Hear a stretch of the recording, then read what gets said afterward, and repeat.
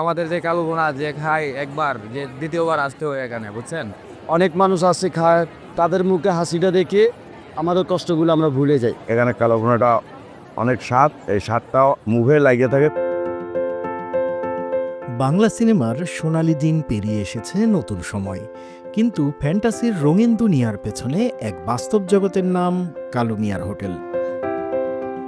প্রায় 2 দশক ধরে এফডিসি ও তার আশেপাশে যারা শুটিং করে তাদের দুপুর রাতের ভরসা এই হোটেল। 2008 সালে বড় ভাইয়ের হাত ধরে এফডিসিতে এসেছিলেন কালো মিয়া, তখন বয়স মাত্র 6। শুরুটা হয়েছিল অন্য হোটেল থেকে খাবার সরবরাহের মাধ্যমে। সময়ের সঙ্গে বেড়েছে অভিজ্ঞতা, তৈরি হয়েছে ভাই ভাই ক্যাটারিং সার্ভিস, আর পরিচিতি পেয়েছে কালো মিয়ার হোটেল নামে। 2008 থেকে শুরু হয়েছে। শুরু হওয়ার পরে আমরা 2 ভাই ছিলাম। তখন মনে করেন যে রাস্তার ওই পারে ছিলাম, ওই পারের থেকে একটা ভাঙা খাওয়ার পর রাস্তার এই পারে আসলাম বরগাছতলা, আগে র্যাব ব্রিজের সাবেক গেটে। ওইখানতে আবার মনে করেন যে আরেক উচ্ছেদের পরে এফডিসি পুরান গেটে গেলাম, পুরান গেটের থেকে আবার আসলাম এফডিসি র্যাঙ্কসের সামনে। র্যাঙ্কসের সামনে থেকে এখন আমরা আছি আপাতত এখানে।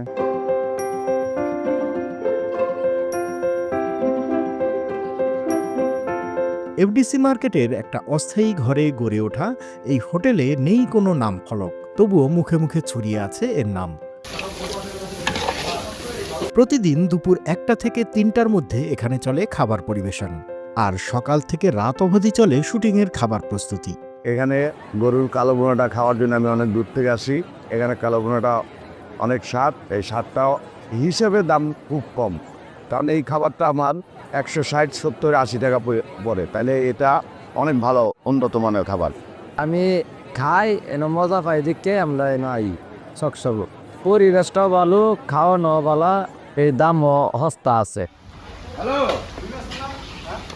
আজকে এখানে 10 বছর ধরে কাজ করি। 800, 900, 1000, কোনো সময় 500 এরকম পাকানি হয়। অবশ্য কষ্ট লাগে, অনেক কষ্ট হয়, অনেক কষ্ট করি পাকাই।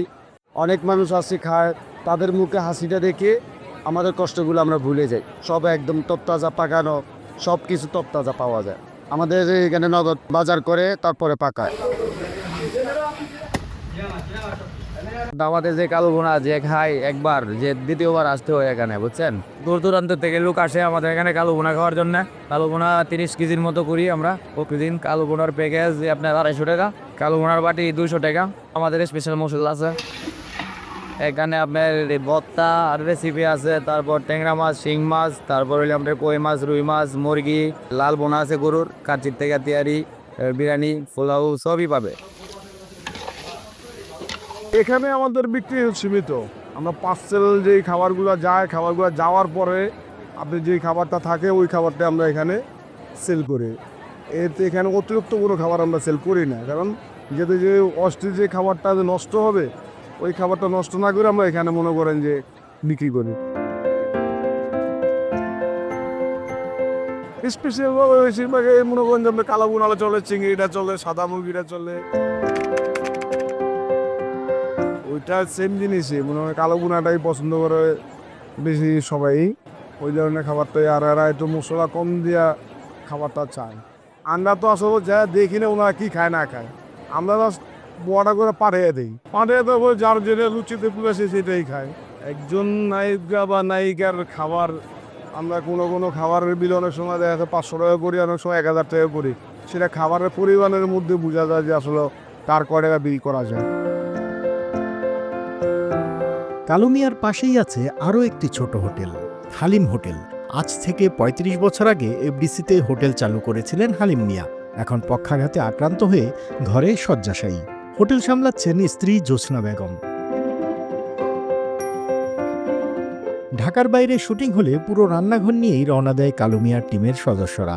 বড় হাঁড়ি পাতিল, বাজারের সরঞ্জাম, বাবুর্চিদের টিম সব থাকে সাথে।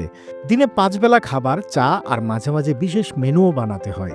আসলে যেই পূর্ণ সেটা নয় না, আমাদেরকে অর্ডার করে দেয় যে আজকে আমাদের এইটা দেন বা ওইটা দেন, বা কালো গুনা দেন, বা মুরগি সাদা করে পাকিয়ে দেন, বা আপনার এই তরকারিটা দিয়ে এই মাছটা পাকিয়ে দেন, তখন আমরা ওইটা করে দিই। শুটিংয়ে খাবার নিয়ে সারা বাংলায় আছে, শুটিংয়ে সারা বাংলাদেশি আমরা মনে করেন যে একটা টিম পাঠিয়ে দেয়। এখানে যে কদিন থাকে ওই দিন কাজ শেষ করে আমরা চলে আসি। শুধু শুটিং ইউনিটই নয়, বড় ব্যাংক, ইন্স্যুরেন্স কোম্পানির পিকনিক বা অফিসের প্রোগ্রামেও জনপ্রিয় এই ক্যাটারিং। খিচুড়ি, পোলাও, মোগলাই থেকে শুরু করে পান্তা ভাত পর্যন্ত পাওয়া যায়, শুধু আগে থেকে বলে দিতে হয়। না, আমরা সাথে যাই না, জাস্ট মনে করেন কালু মামার পরিবর্তনে দিয়ে গেছে, আমরা জিনিসগুলো গোছগাছ করে আমরা আমাদের লোক দিয়া পাঠিয়ে দিই। এমনকি যে যেটা পছন্দ করে মেনুটার কথা বললে আমরা সেটাই ব্যবস্থা করে দেওয়ার চেষ্টা করি। যেহেতু পরিষ্কার পরিচ্ছন্নতা রাখার জন্য আমরা অনেক চেষ্টা করি, ভাই আমাদের খাবারটা যেন টেস্ট পাওয়া, সেজন্য আমরা যতটুকু প্রয়োজন ততটুকু আমরা ব্যবস্থা করে ওকে করে রাখি। সারা ঢাকা সিটিতে মনে করেন যে খাওয়া যাইতেছে। এখান দিয়ে আপনার উত্তরা যায়, আপনার আবদুল্লাপুর যায়, আপনার পুরান ঢাকা যায়, সাভার যায়, পরে মাধ্যমে যোগাযোগ করে। ক্যাটারিং সার্ভিস বেশিরভাগ সময় আপনার গরুর মাংস, মুরগি, মাছ, চিংড়ি মাছ, খাসির গোশ, যার যখন যেটা প্রয়োজন পড়ে, যে ইনুড়ি যেটা চায় ওইটাই দেওয়া হয়। সময় অনেক বদলেছে, কিন্তু কালু মিয়ার গরুর ভুনার স্বাদ যেন ঠিক আগের মতোই রয়ে গেছে। 20 বছরে প্রায় 6-7 বার জায়গা বদলেছে হোটেলটি। আজও নেই স্থায়ী ঠিকানা। যে স্থানে বর্তমান হোটেল চালু, সেটিও যে কোনো সময় উঠে যেতে পারে ভবনের প্রয়োজনে। তবুও জনপ্রিয়তায় নেই ভাটা। আমরা যাতে বাড়া দিয়ে তাহলে তো অবশ্যই আমাদের জন্য অস্থায়ী।